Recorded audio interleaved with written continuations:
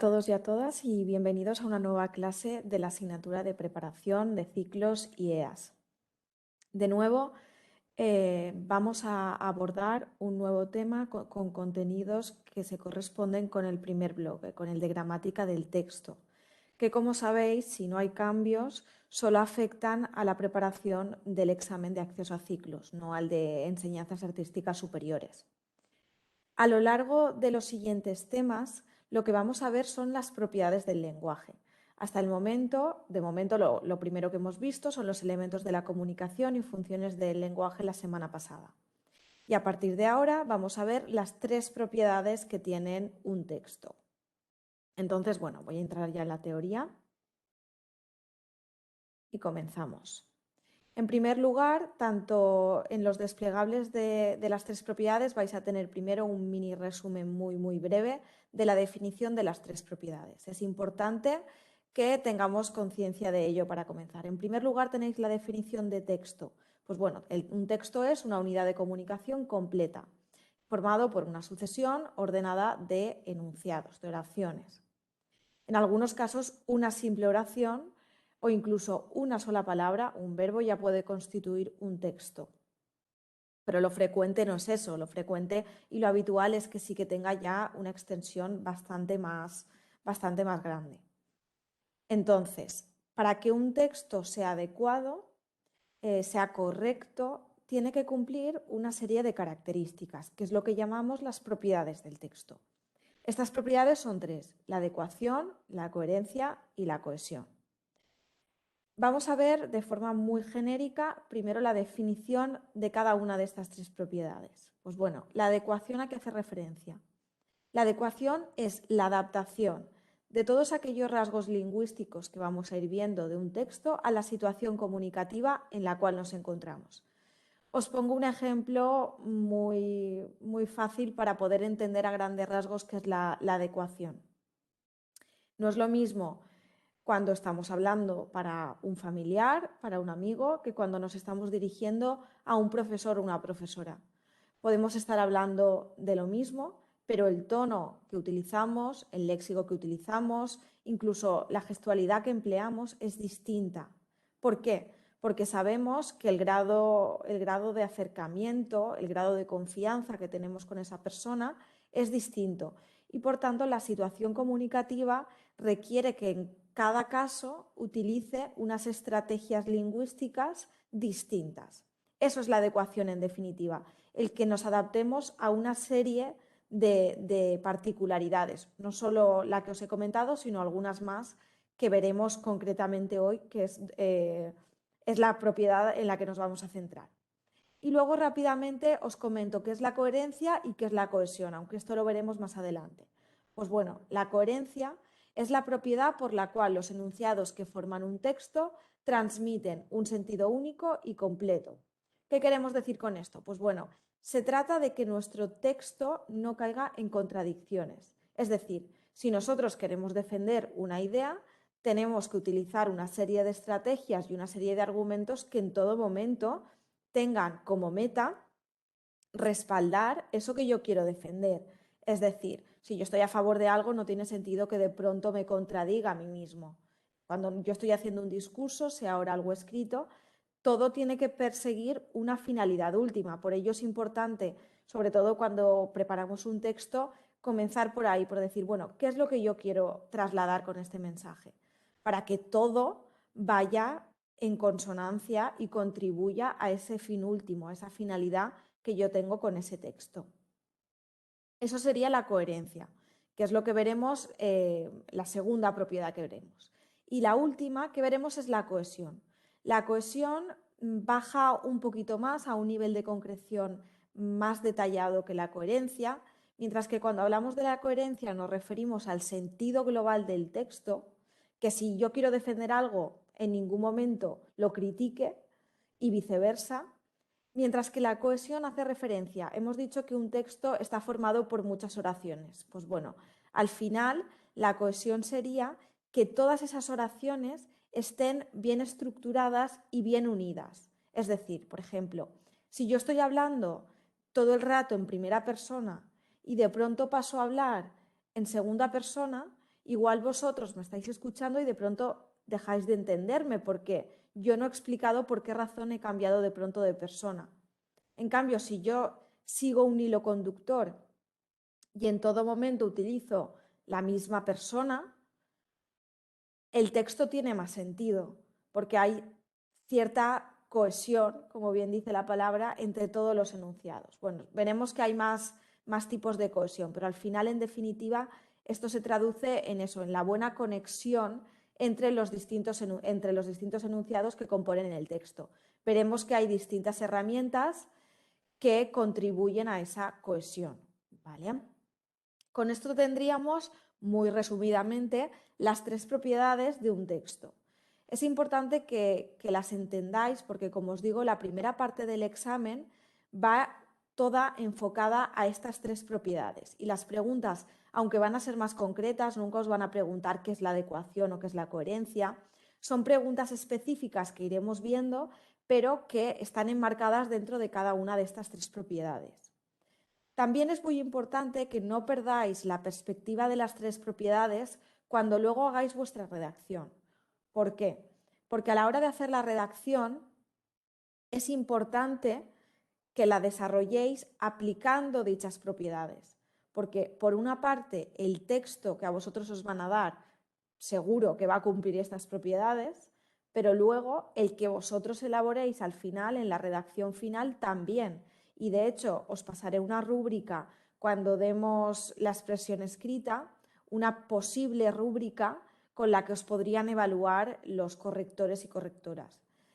Esta rúbrica está distribuida acorde a estas tres propiedades, de forma que os evalúan ítems que están enmarcados en cada una de ellas. Por eso os digo que tenéis que tenerlas en mente las tres propiedades desde una doble perspectiva. Por una parte, para analizar las propiedades en el texto que os dan y por otra parte, para aplicarlas en el texto que vosotros construís. ¿Vale? Bueno, vamos ya con la primera propiedad, que es en la que nos vamos a centrar hoy. Esta propiedad, la adecuación, es bastante amplia, tiene bastantes aspectos a trabajar. Por ello la hemos dividido en dos temas. Mientras que la coherencia y la cohesión la veremos en una única semana, en el caso de la adecuación he preferido dividirlo en dos. Entonces hoy vamos a ver algunas de las cosas más breves y vamos a dejar dos aspectos que son un poquito más amplios para la semana que viene. ¿Vale? Bueno, en primer lugar, aquí tenéis una definición general de nuevo de lo que es la adecuación. Como os digo, es la propiedad del texto que garantiza una correcta adaptación al contexto comunicativo, es decir, a todos esos aspectos que envuelven al proceso comunicativo. Nosotros tenemos que adaptar el texto para que sea óptimo para esa situación comunicativa en la cual vamos a utilizar el texto.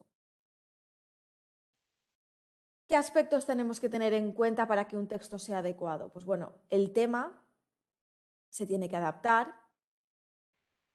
Luego también nos tenemos que adaptar a la persona a la que nos estamos dirigiendo, el registro lo tenemos que adaptar, la situación comunicativa que se está desarrollando. Bueno, esto al final son aspectos más teóricos. Vamos a centrarnos ahora ya concretamente qué aspectos de la adecuación vamos a trabajar. Pues bueno, la primera pestaña que tenéis aquí es el ámbito de uso y el género. Esta pestaña la voy a ver muy por encima porque, como os decía, es uno de esos aspectos que vamos a trabajar con mayor detalle la semana que viene. El ámbito de uso hace referencia al espacio de comunicación, al lugar en el cual vamos a utilizar ese texto. Tenemos distintos ámbitos de uso: el literario, el académico, el publicitario, el administrativo, el periodístico, son los más típicos. En el examen lo tenemos fácil si nos preguntan por ámbito de uso porque prácticamente con un 100% de seguridad el texto que os van a poner va a ser un texto periodístico, es decir, un texto que ha sido publicado en el contexto de los medios de comunicación social. Por lo tanto, digamos que la primera parte de la pregunta ya la vais a tener resuelta. Como os digo, no voy a entrar en detalle en este apartado porque la semana que viene vamos a ver concretamente este tema. los ámbitos de uso que hay y además nos vamos a centrar en uno en concreto, que es el periodístico, porque es el más importante de cara al examen, ¿vale? Pero simplemente para que os quedéis con la idea general, el ámbito de uso sería el espacio en el cual vamos a utilizar un texto. ¿Es una novela? Pues bueno, es un ámbito de uso literario, es el ámbito de la literatura. ¿Es una noticia? Pues es un ámbito de uso periodístico. ¿Es una ley? Pues es un ámbito de uso jurídico. ¿De acuerdo? Entonces, nada, esto lo veremos la semana que viene con mayor detalle.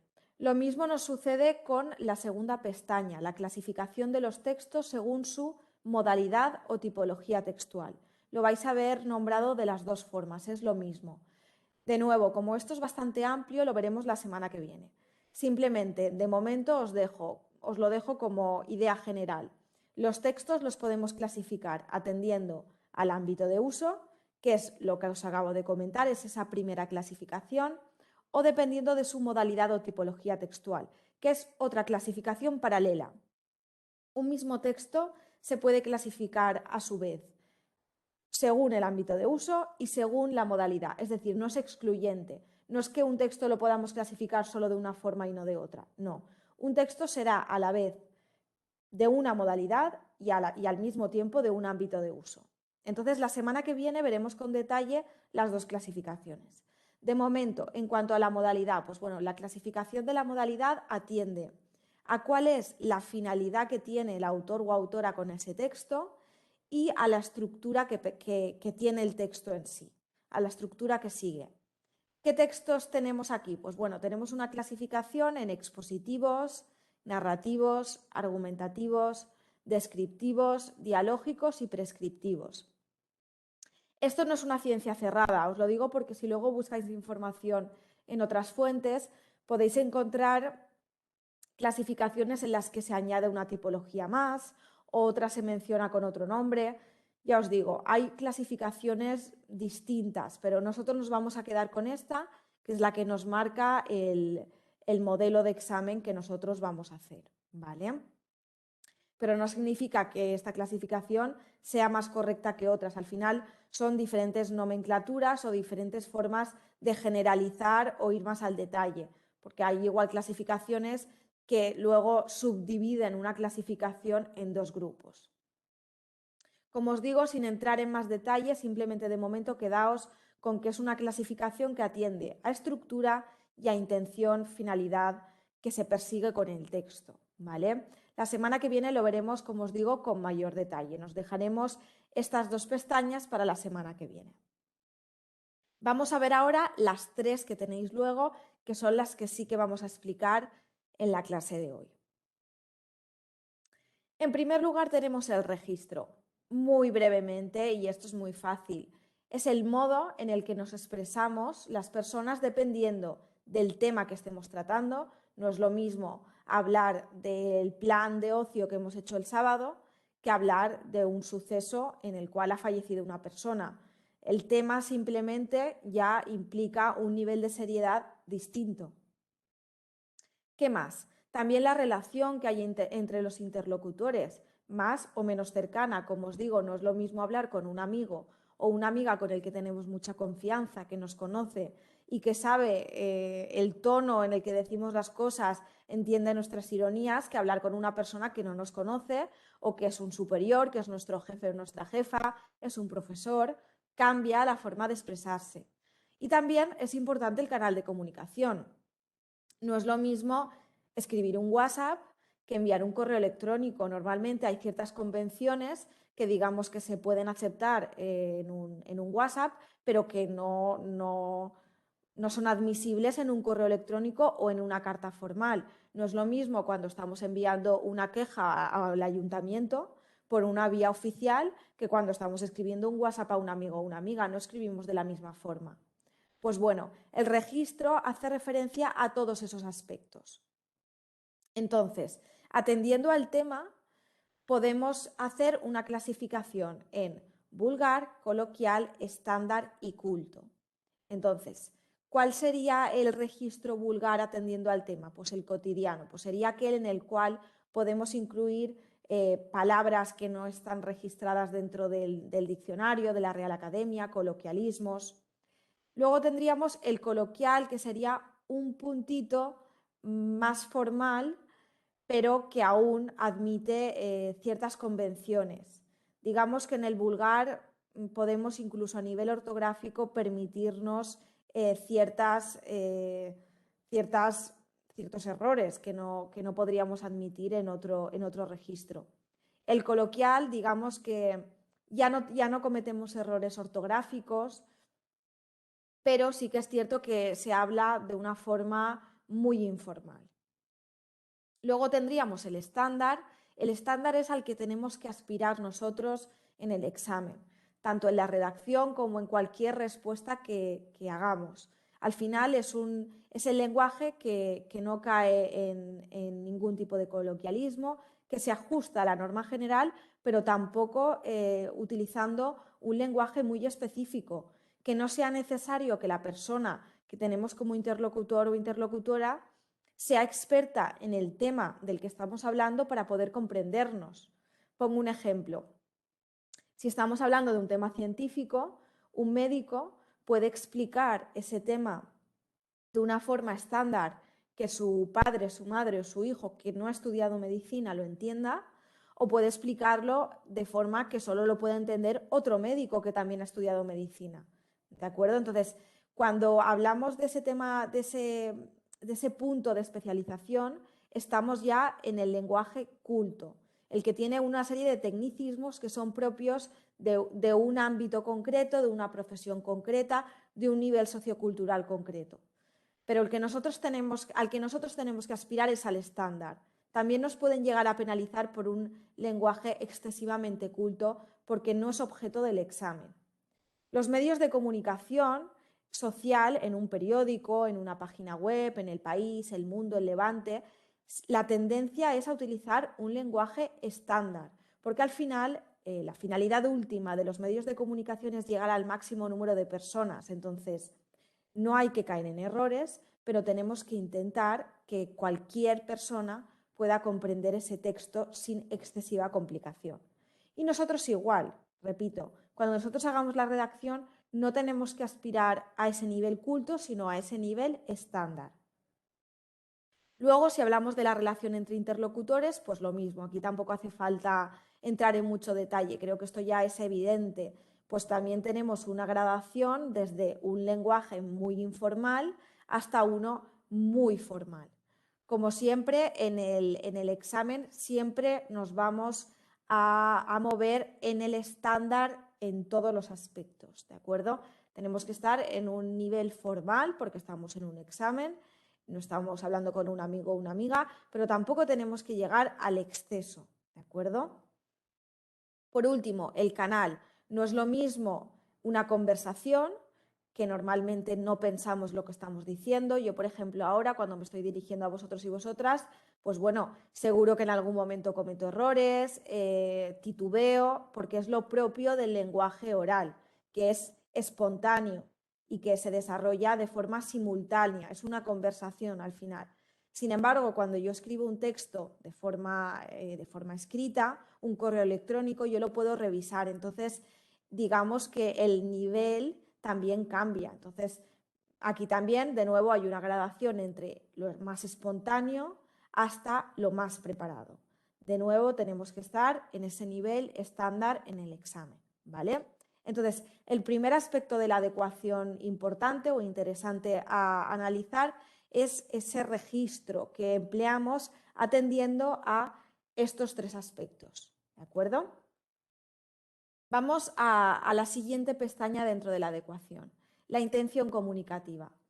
También nosotros adaptamos nuestro discurso en función de lo que pretendemos. No utilizamos las mismas técnicas o las mismas estrategias cuando simplemente queremos informar a alguien sobre algún aspecto que, por ejemplo, cuando queremos convencerle. El tipo de lenguaje que utilizamos cambia, es diferente.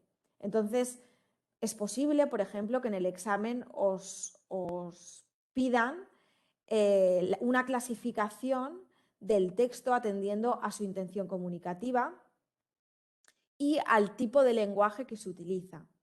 Aquí de nuevo entran en juego las funciones del lenguaje que vimos en el primer tema, por lo que tampoco me voy a detener en exceso, ¿de acuerdo? Aquí tenéis una tabla en la que de nuevo tenéis todas las funciones del lenguaje que vimos en el tema 1 y qué marcas nos determinan o en qué aspectos nos tenemos que fijar para saber que se está utilizando esa función. De nuevo, aquí tenéis la definición de cada función del lenguaje. Cuando predomina la función referencial, ¿qué queremos? Expresar una realidad de forma objetiva. Cuando predomina la expresiva, queremos reflejar una opinión, una actitud. Pues bueno, al final la intención comunicativa se refleja mediante esas funciones del lenguaje. Entonces, pues normalmente en el examen os suelen pedir que identifiquéis qué funciones del lenguaje predominan. En función, valga la redundancia, de las funciones que se utilicen, esto nos da la pista de qué pretende el autor o autora. ¿Pretende únicamente informarnos o pretende trasladarnos su opinión y convencernos? Pues bueno, normalmente en aquellos textos en los que se nos quiere informar predomina la tipología referencial, mientras que en aquellos textos de carácter más opinativo, los artículos de opinión, veremos que siempre va a haber una función expresiva más fuerte. Entonces, bueno, este es otro aspecto interesante a comentar y analizar en el examen. Y por último tenemos la modalización impersonalización. ¿A qué hace referencia esto? Pues bueno, decimos que un texto está modalizado, esta expresión la utilizamos para hacer referencia a aquellos textos que son muy subjetivos, aquellos textos en los que la opinión que tiene el autor o autora es muy evidente. Esta opinión la detectamos a través de diferentes aspectos, incluso los gestos o la forma en que nos mira el interlocutor ya puede ser una forma de modalizar el texto. Pero nosotros obviamente en el examen y tratándose de un texto escrito tenemos que buscar herramientas lingüísticas que nosotros podamos encontrar en el texto y decir, ¿el texto está modalizado o no? ¿Qué es lo contrario de un texto modalizado? Pues bueno, lo contrario de modalización sería impersonalización. Por lo tanto, cuando se trata de un texto muy subjetivo, diremos que es un texto modalizado. Cuando no tenemos marcas de modalización, diremos que el texto es muy impersonal. Iréis viendo cómo siempre al final hay una correspondencia entre los conceptos que vamos viendo a lo largo del curso. ¿Qué quiero decir con esto? Pues bueno, cuando la semana que viene veremos los ámbitos de uso y los géneros, pero para que ya anticipando un poco lo que veremos, pues bueno, si os sale una noticia, que es un texto informativo, pues obviamente en una noticia tiene que predominar la impersonalización, porque la finalidad es únicamente informarnos.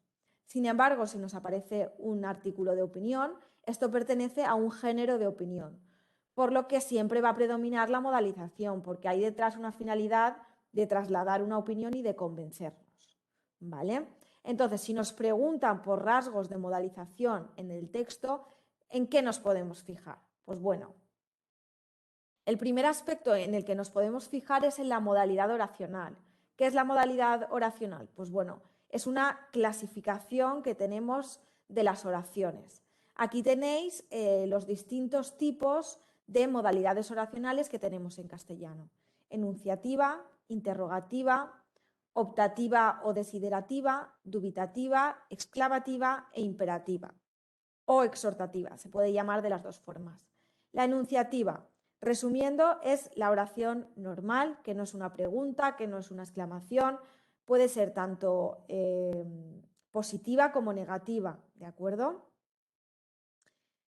El emisor se limita a presentar un contenido de forma afirmativa o negativa. ¿Esta dónde va a predominar? Pues sobre todo en aquellos textos que sean informativos, en una noticia, por ejemplo. La interrogativa, pues bueno, es cuando se trata de preguntar. Normalmente el indicativo son los signos de interrogación, pero ya sabéis que también podemos tener preguntas formuladas de forma indirecta. El niño me preguntó a qué hora se terminaba el examen. Pues bueno, ahí no vamos a tener los signos de interrogación, pero hay una intención de preguntar. entonces sería interrogativa. Optativa o desiderativa. En este caso se presenta el contenido como deseable, como aconsejable. Por lo tanto, aquí es cuando se expresan deseos. Me gustaría que esto sucediera. En estos casos hablamos de deseos o de opciones. Es cuando algo no es seguro, como en una oración enunciativa.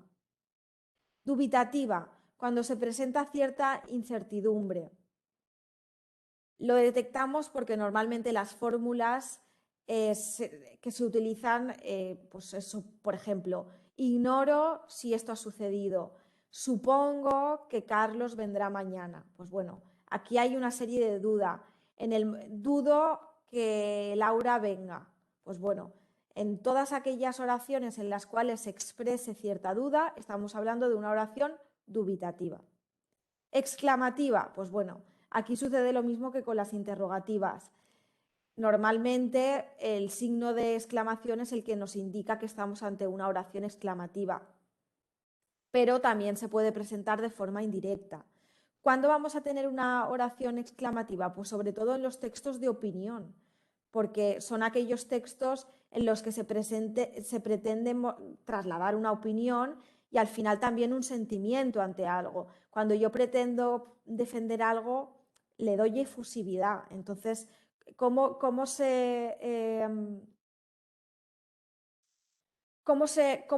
¿qué opción tenemos nosotros para poder trasladar un sentimiento, una emoción? Pues bueno, es la exclamación al final, por lo que es una modalidad oracional típica de aquellos textos que pretenden trasladar una opinión. Y por último tenemos la imperativa o exhortativa. Se trata de aquellas oraciones en las cuales tratamos de presentar una orden. Deberíamos hacer esto. Tienes que comer. Cuando estamos presentando una orden o un consejo en el cual ponemos mucho interés, aquí estamos hablando del modo imperativo. Este también suele estar bastante presente en los textos de opinión, sobre todo porque siempre que hay una finalidad clara de convencer al interlocutor, hay de alguna forma un imperativo. Deberías implicarte en este tema, deberíamos defender esto, deberíamos criticar esto, deberíamos reivindicar. ¿De acuerdo?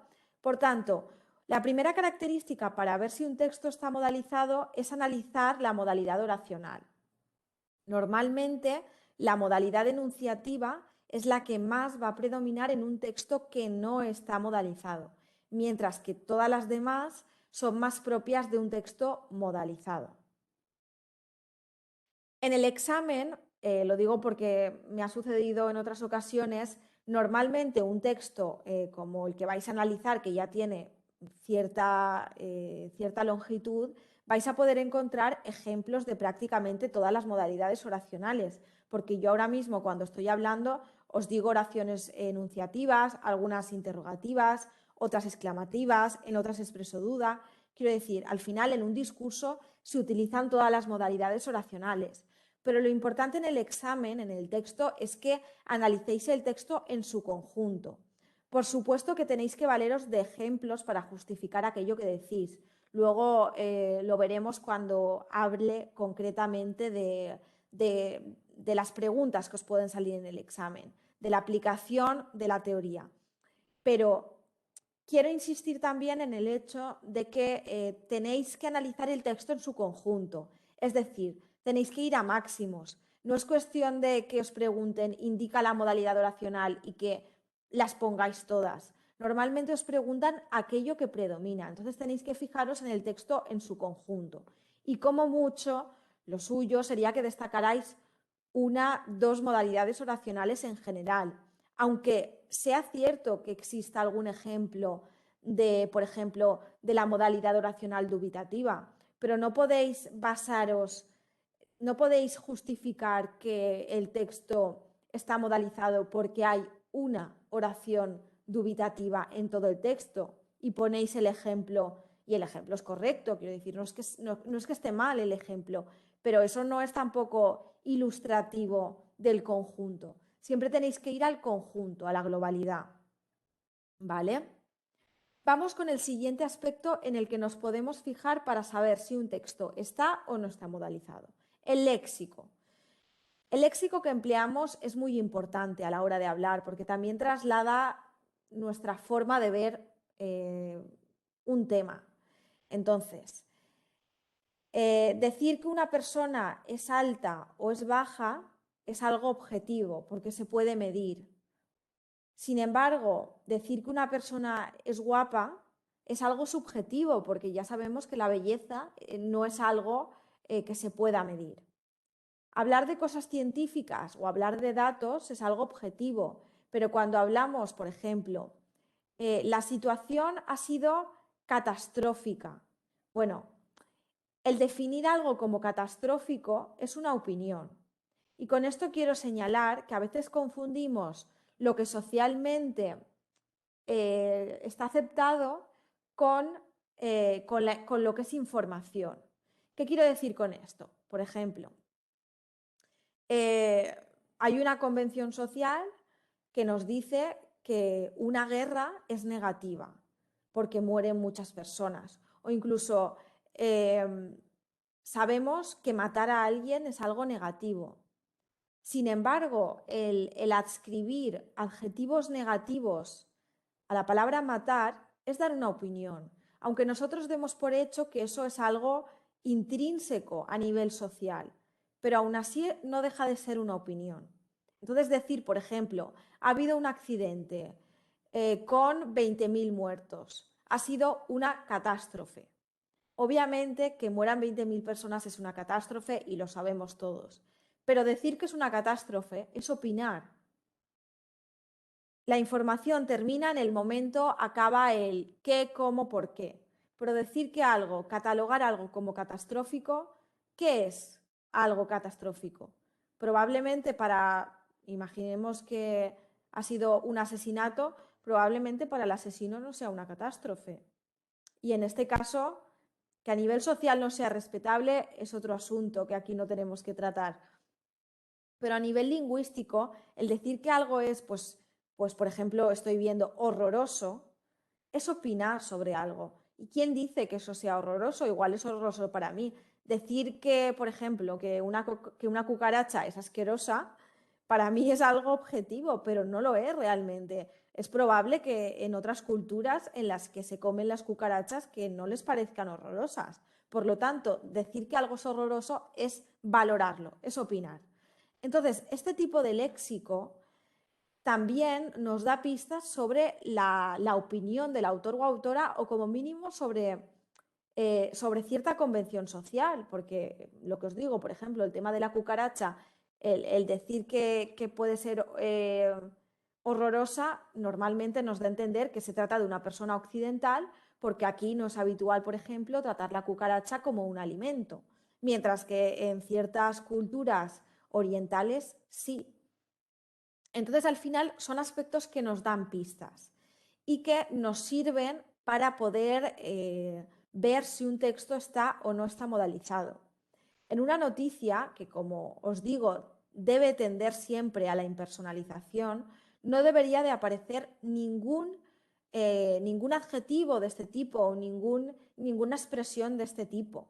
Entonces, incluso, por ejemplo, cuando se trató un atentado, por ejemplo, el atentado de las Torres Gemelas o el atentado de Atocha, cualquier tipo de expresión en una noticia no debería de haber aparecido, porque en una noticia, otra cosa es un artículo de opinión, es distinto, pero en una noticia no debería aparecer.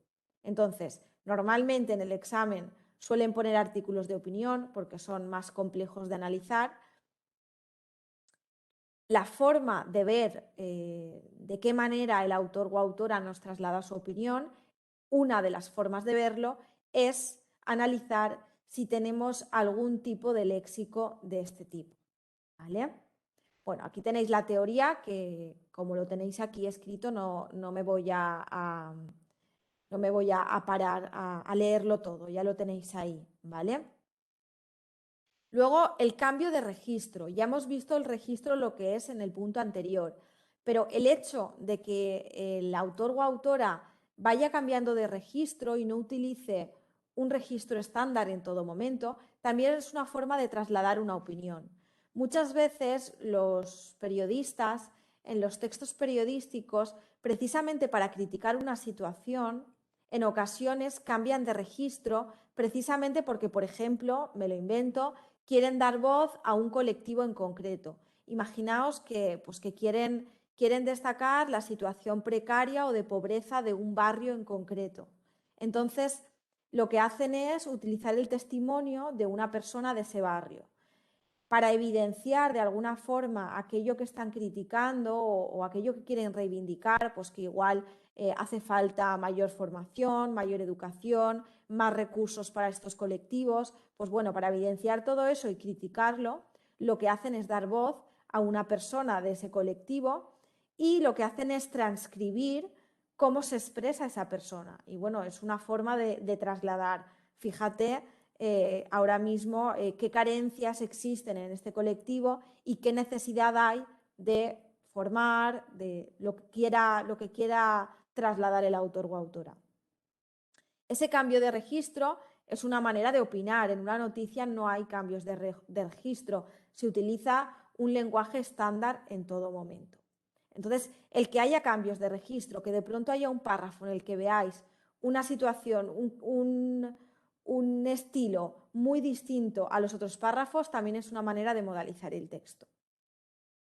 Luego, la utilización de los signos de puntuación, los recursos tipográficos, el hecho, por ejemplo, de que en un momento determinado, en una exclamación, utilicemos, por ejemplo, muchas exclamaciones continuadas, que ya esto lo vemos muchas veces en textos, en personajes, cuando el autor o autora quiere trasladar una efusividad extrema, más allá de lo que es la exclamación habitual, igual multiplica ese signo de exclamación. Pues bueno, ese tipo de recursos, el utilizar una mayúscula en un momento determinado en un contexto no normativo, que normalmente ya sabemos que la mayúscula indica que una persona está gritando. Pues bueno, este tipo de recursos es una forma de modalizar también el texto y la presencia de ellos nos puede servir para argumentar esa modalización del texto.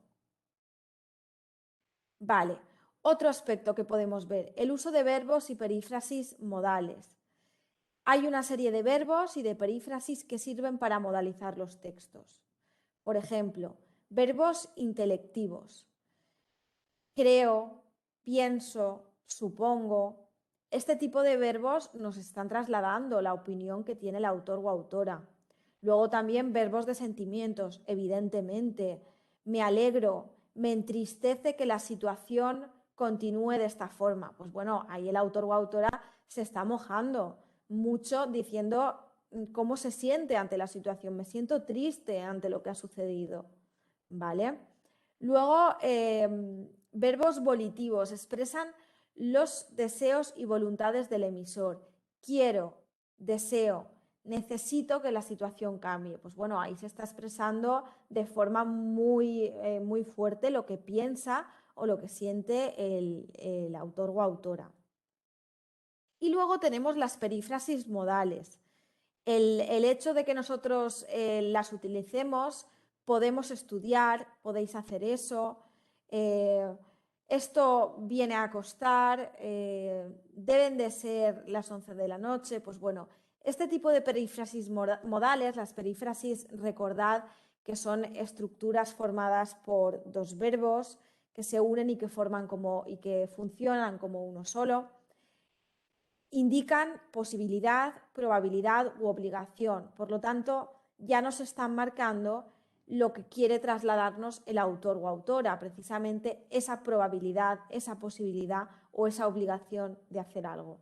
Por lo tanto, el que aparezcan en un texto también es una forma de justificar que el texto está modalizado. Todos estos aspectos que hemos visto nos sirven para justificar que un texto esté modalizado. Si nos preguntaran si está o no modalizado el texto, podemos utilizar cualquiera de ellos, no tienen por qué estar todos en el texto, pero sabiéndonos ya todas las opciones que tenemos, las que encontremos en el texto, porque ya sabéis que todo lo que pongáis en el examen lo tenéis que justificar, pues bueno, seleccionáis los aspectos que encontréis y de esta forma lo podéis justificar. El texto está modalizado porque utiliza muchas perífrasis modales de obligación, utiliza léxico valorativo, cualquier aspecto de los que hayamos visto. Y vamos a ver el ejemplo contrario. ¿Cuándo predomina la impersonalización? Pues básicamente cuando no tenemos prácticamente todos los aspectos que acabamos de comentar. Pues bueno, decimos que el texto está modalizado también cuando se utiliza la primera persona. El hecho de que yo diga, yo pienso, yo creo, tenemos que hacer esto, es una forma de implicar a la persona que está escribiendo el texto. Sin embargo, cuando se escribe en tercera persona, el autor o autora lo que hace es distanciarse de aquello que está escribiendo. Por lo tanto, aquellos textos que estén escritos en tercera persona normalmente lo que pretenden es esa separación de lo que se está diciendo, el decir, bueno, yo no quiero opinar sobre esto, simplemente te estoy informando.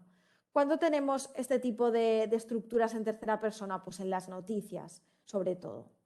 Entonces, cuando vemos esa tercera persona en las categorías gramaticales, estamos hablando de textos impersonales. Luego, como ya hemos dicho, escasez de léxico valorativo. Si hemos dicho que un texto está modalizado cuando tiene léxico valorativo, pues bueno, cuando hay ausencia de ese tipo de léxico, por lo tanto, tenemos impersonalización. En cuanto a las modalidades oracionales, la impersonalización en la impersonalización lo que va a predominar es la oración enunciativa, que como hemos dicho, digamos que es la oración estándar. Las demás siempre de alguna forma u otra nos van a trasladar la opinión del autor o autora, por lo que nos aportan es modalización y no impersonalización. ¿Vale? Y luego también, pues bueno, algunas construcciones de infinitivo, no me voy a meter mucho en esto porque como esto ya es sintaxis, ya es más complejo y tampoco es necesario. Sobre todo, pues bueno, construcciones en tercera persona y construcciones impersonales, que al final son aquellas que hacen que el autor o autora se distancie de aquello que está diciendo. Aquí de nuevo tenéis algunos ejemplos de aspectos en los que nos podemos fijar en el texto para justificar que un texto sea impersonal, con algunos ejemplos aquí a la derecha. Pero como os digo, al final de todo lo que habéis visto que nos puede dar pistas de que un texto es impersonal, o todo aquello que hemos visto que nos da pistas de que es modalizado, es lo que tenéis que buscar en el texto en el que os den para justificar que un texto esté o no modalizado. Bueno, vamos ahora con el apartado de claves para el examen, que al final no es otra cosa que una aplicación práctica de todo lo que hemos visto en la teoría. En primer lugar, bueno, tenéis un resumen muy breve de los conceptos que hemos trabajado, pero yo me voy a ir directamente a aplicación al examen. ¿Cómo nos vamos a encontrar la adecuación en el examen? ¿De qué manera nos lo pueden preguntar? Pues bueno, en primer lugar nos pueden preguntar, nos pueden pedir que clasifiquemos el texto que nos han dado en el examen atendiendo o bien a su tipología textual o bien a su ámbito de uso. No me voy a centrar en esto porque, como ya sabéis, esto lo vamos a ver la semana que viene, en la siguiente unidad. ¿Qué más cosas hemos visto en esta unidad que os pueden preguntar? Pues bueno, el registro. El registro, como habéis visto, es algo muy sencillo, muy simple, por lo que no hay una pregunta específica que os digan dime el registro, porque es una tontería. Pero sí que os aparece, en el caso de que os pregunten, lo que vimos la semana pasada, los elementos de la comunicación. Recordad que cuando os preguntaban elementos de la comunicación del texto, teníais que poner 6 aspectos: el emisor, el receptor, el canal, el mensaje, el código. Pues bueno, podéis hacer referencia a ese registro cuando habléis del código. Recordad que en esa pregunta lo que tenéis que contestar en el apartado de código, código empleado, pues bueno, el castellano estándar propio de los medios de comunicación. Pues bueno, esa coletilla, solo con que pusierais que el código es la lengua castellana ya estaría correcto, pero para que no, si os toca algún corrector o correctora que quiera algo más de detalle, pues no está de más que completéis ese apartado añadiendo siempre estándar, lengua castellana estándar propia de los medios de comunicación general, ¿vale? Porque al final es la respuesta tipo, porque como os he dicho ya, el registro que siempre, tanto al que nosotros aspiramos como el que nos vamos a encontrar en el texto, es el estándar, que es el propio de los medios de comunicación como ya sabéis, va a ser un texto periodístico, ¿vale? Por lo tanto, esta pregunta al final no es que os la puedan preguntar de forma independiente, sino que la podéis de alguna forma enmarcar dentro del código si os preguntan por los elementos de la comunicación. Vámonos con la intención comunicativa. Ya hemos dicho que es al final la finalidad que tiene el autor o autora al escribir ese texto. Esta cuestión alude, como hemos visto, a las funciones del lenguaje que vimos en la unidad 1. Entonces, si nos preguntan por la intencionalidad del autor o directamente nos piden que destaquemos las funciones del lenguaje. Entonces, al final la manera de justificar esa intención comunicativa es diciendo qué funciones del lenguaje predominan, porque como ya hemos visto, cada función del lenguaje se corresponde con una intención. Si tenemos una función referencial, tenemos una finalidad de trasladar información, de informar. Si tenemos una función predominante expresiva, sí que hay una finalidad de trasladar una opinión, de convencer. Por lo tanto, como veis, todo está relacionado de alguna forma. Por lo que si nos hablan de intencionalidad comunicativa, nos apoyaremos en las funciones del lenguaje. Y por último, modalización e impersonalización del texto. Pues nos pueden preguntar eso, ¿en qué medida esta modalidad está modalizado el texto o es impersonal? Justifícalo. Siempre es importante en estas preguntas del primer bloque, son preguntas de redacción, no son preguntas de respuesta cerrada y corta. Por lo que tenéis siempre que justificar lo que decís. No os quedéis con decir que el texto está modalizado o que el texto es impersonal. Poned ejemplos. Ya hemos visto numerosos aspectos en los que os podéis fijar para señalar si el texto está o no modalizado. Pues bueno, el texto está modalizado dado que en él podemos encontrar ejemplos de léxico valorativo. 2 puntos. Ponemos 2 o 3 ejemplos y la línea en la que aparecen. Además, también podemos encontrar numerosos verbos en primera persona. 2 puntos.